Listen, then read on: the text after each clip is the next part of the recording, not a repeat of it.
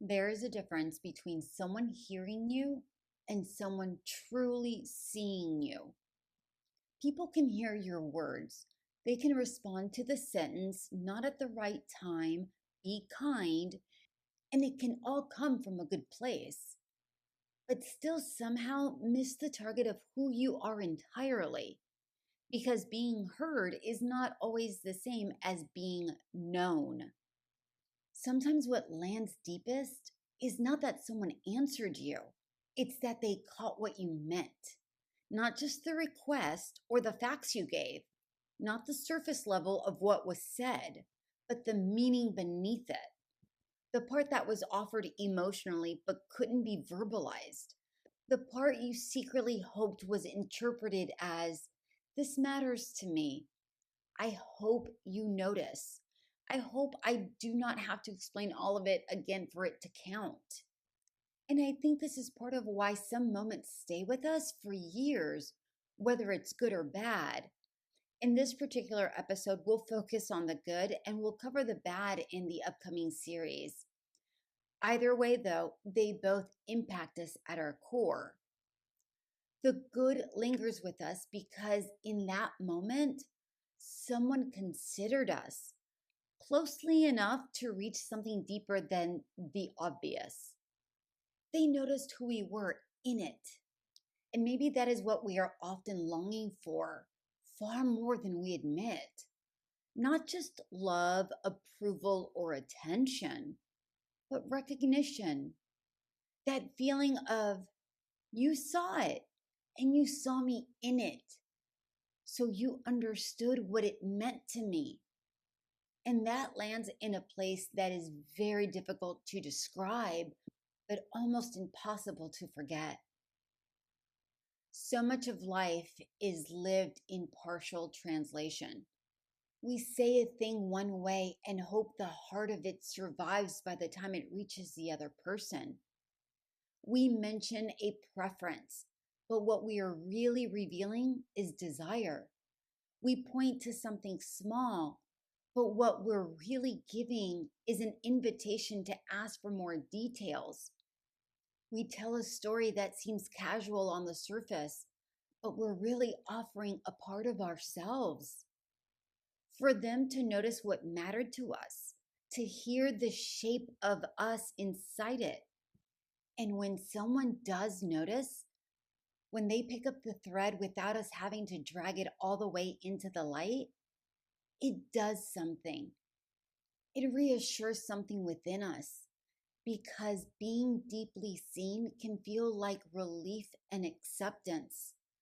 Relief that you do not have to over explain, that your meaning did not get lost, or that your interior world is not entirely invisible.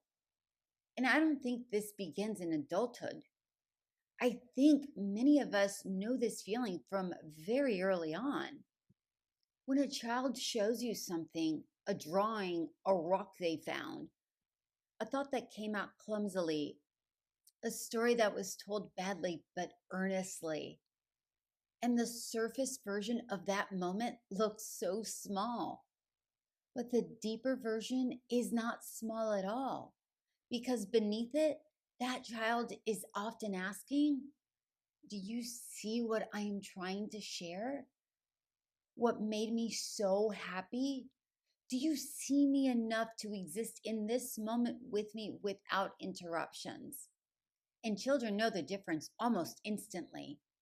They know the difference between a polite response and genuine regard, between "that's nice" and someone actually kneeling down, looking closely and saying, "Oh, you worked hard on this part. Look at those details. Tell me about that." That kind of attention does not just respond to the object, it responds to the person.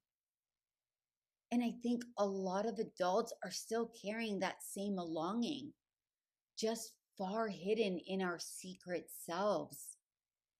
We may not hold up drawings anymore, but we do hold up parts of ourselves all the time. maybe in the way we decorate a room, in the song we send to someone, in the recipe we make for someone, in the details we mention more often than once to see if anyone catches it, in the little preferences that seem unimportant until someone remembers them. We are still offering pieces of ourselves, still hoping someone notices, still hoping someone understands that what looks small is sometimes carrying something far more important to us. And maybe that's why certain moments hit us with so much force, because the impact is not only in what was done, it's in what was understood. A gift can be nice, a gesture can be sweet, but what undoes people sometimes is not the thing itself. It's the realization that someone paid attention, that they listened past the sentence, that they noticed what was cared about without having to beg for it. They remembered, connected, they reached out. So what could have been interpreted as a nice act became something else entirely. It became evidence that they were not just present, they were attuned. And attunement has a kind of emotional gravity to it, because attention by itself is not always intimacy. Plenty of people pay attention for the wrong reasons, to manage or persuade, to appear thoughtful or caring. But genuine consideration feels different. It isn't a performance. It's not self-congratulatory. It's less interested in being seen as caring and more interested in actually caring well. That is why intention and response can feel so different. Someone may intend to be loving, but still miss the actual person in front of them. They may give what the other wants, say what makes sense to them, respond in a way that seems objectively fine. And yet the other person walks away feeling unmoved because they were responded to, not reached.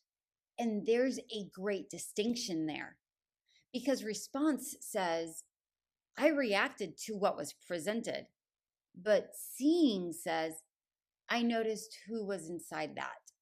Response can stay at a level of manners or correctness. Seeing requires something a lot more precise.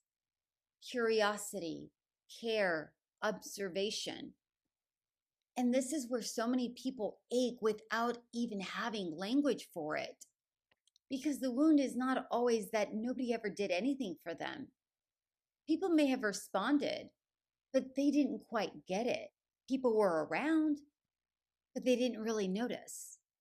People loved them in broad, general ways, but missed the places where recognition could have changed everything. And broad love can still leave a very specific loneliness behind. That loneliness of, I don't know how to explain what is missing. Nothing looks obviously wrong, but something in me still feels untranslated, still feels like it goes unseen unless I spell it out completely. Still feels like I have to work to make my meaning survive. And there is a particular kind of emotional exhaustion in always having to do that, to always clarify, always interpret yourself, having to shrink your nuance into something easier for others to process. So when someone finally does catch you, when they notice the emotional shape of what you were saying, it can feel disproportionately bigger than the moment looks. You may cry harder than expected, pause longer, feel more moved than you can even explain. But maybe it's not disproportionate at all. Maybe it's just cumulative. Maybe it's all the times you were partly heard, but not deeply understood. All the times your intention got flattened. All the times your offering was missed. All the times you told yourself it should not matter this much. And when someone finally gets it, not perfectly or mind readingly correct, but just enough that something in you says, there, that, that is what I meant. And your whole body knows before your mind can even explain it. Because being seen is not only emotional, it's psychological. The body responds to safety, to attunement, to being met. Something unclenches, something stops bracing, something that had grown used to not expecting much becomes absent for a second. And even if the moment is brief, it leaves a mark. I feel that's why adults still remember certain childhood moments with startling clarity. The teacher who noticed they were trying even if the work was messy. The relative who remembered one tiny detail that nobody else took seriously. The parent, grandparent, sibling, friend, whomever, who picked up on what mattered and treated it like it mattered. People remember those moments because they were not just being managed, they were being considered. And consideration is one of the purest forms of emotional tenderness because it says, I paid enough attention to meet you where you actually are, not where someone assumed you were. And maybe that's what makes recognition so powerful. It restores specificity. It rescues us from being dealt with generically. It tells us we are not just another person passing through someone else's busy life. We are a person with shape and texture, and somebody noticed. I wonder how often people reveal themselves through what seems minor.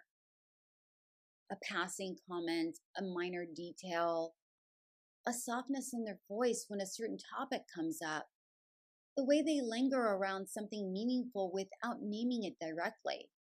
It's funny how so much of human longing does not arrive as a formal declaration. They arrive as hints, almost throwaway sentences that are not throwaway at all. And if we're not paying attention, we miss them. We answer the sentence, but not the person. We respond to the information, but not the offering. We say something back without realizing we're standing at the edge of someone's inner world at that moment. And that moment mattered. I don't want to rush past this because underneath many requests is not just desire, it's disclosure. Underneath preference is identity. Underneath, I like this, or I always wanted, or I just love to fill in the blank. There is often a shadow sentence trying to make its way through, saying, this is a part of me. Would you hold it with care? And maybe what breaks people open is not only getting the thing, it is realizing their small offering of self was received, that someone cared enough to trace the line backward from the detail to the person, from the comment to the meaning, from the request to the heart inside it.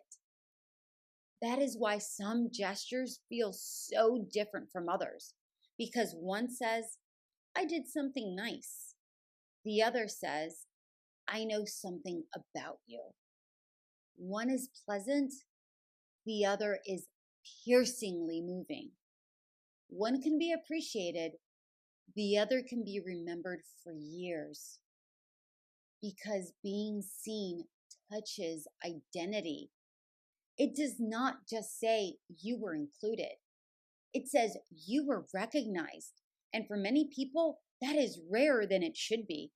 So rare sometimes that they barely know what to do when it happens. They may deflect it, minimize it, make a joke, or just act casual.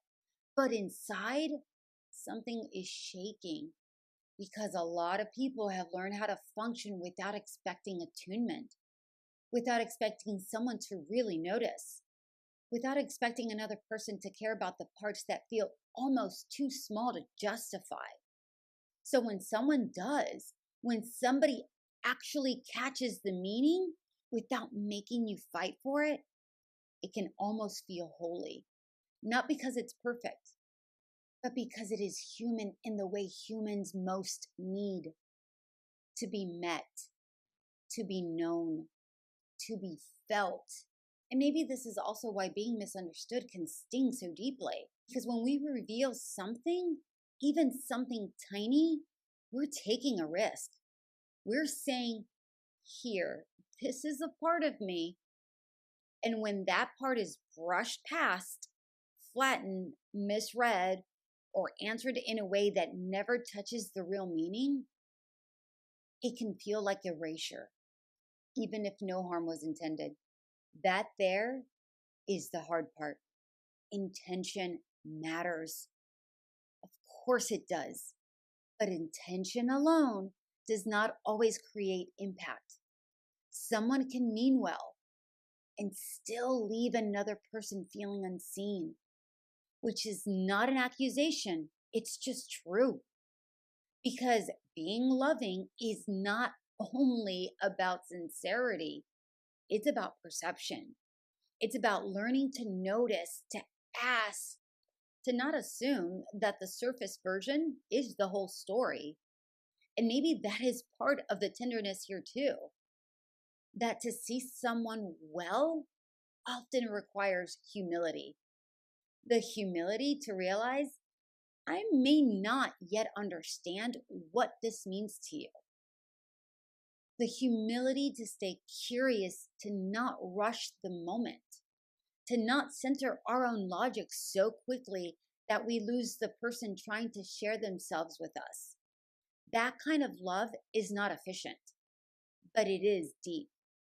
And maybe this episode is really sitting right there, in that place where recognition becomes its own form of care, where being reached matters as much as being answered, where a person feels moved not simply because something happened, but because what mattered to them was actually felt by someone else. It was noticed, held, and honored. And maybe that is why some moments become permanent, not because they changed the whole life, but because someone touched a very unguarded part of it. The part that still hopes to be understood without having to perform. The part that still hopes someone will hear the meaning inside what's mentioned. The part that still asks, will you see me accurately when I offer you something small? And when the answer is yes, when someone does, it can echo for years. Because maybe being seen is one of the closest things that we have to emotional rest.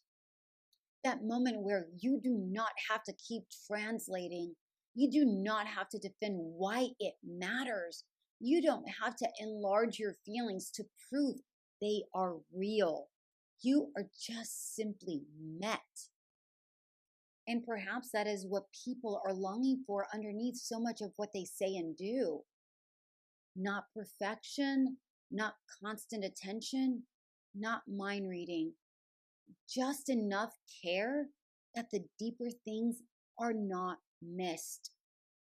Just enough presence that what they meant makes it through. Just enough tenderness that they do not leave the moment feeling like they disappeared inside it. So maybe the question is not only, have I been heard? Maybe it is also, have I been known here? Have I been considered here? Did someone notice what I was really trying to give voice to? And maybe there's also another question living beside it. Do I offer that to others? Do I slow down enough to notice what is actually being handed to me when someone speaks? When someone repeats a detail? When someone lights up over something small? When someone shares a preference that seems casual but is really personal? Can I feel the person inside the sentence? because there is so much tenderness waiting there, so much of what people cannot quite ask for directly. And sometimes the deepest form of care is not solving, not fixing, not even saying the right thing. Sometimes it is simply an action that says, I noticed, I understood what this meant to you. I didn't let it slip by. That kind of seeing can change the trajectory of a life, not all at once, but in small ways. Enough for someone to remember, enough for someone to soften within themselves and others, enough for someone to feel, even briefly, I was not invisible. And maybe that is the power of feeling seen. Not that it makes us feel larger, but it lets us be real, fully real, accurately held, not reduced to the quickest interpretation. And truly, that is usually what stays. Not the grand speech, not the polished gesture, not even the event itself, but the feeling underneath it, the unmistakable recognition that someone caught what you meant and cared enough to answer it. Before we close, if Caffeine and Clarity has been a place for you to slow down and notice what's underneath things, you're always welcome to stay connected. You can subscribe to YouTube, Apple Podcasts, or Spotify. And if you'd like to support me, feel free to buy me a coffee or buy yourself something from our shop. The links are below. Here's your sip of the day. What moves us most is often not that someone responded, but it's that they understood what we were really trying to say. Thanks for being here. This is Caffeine and Clarity.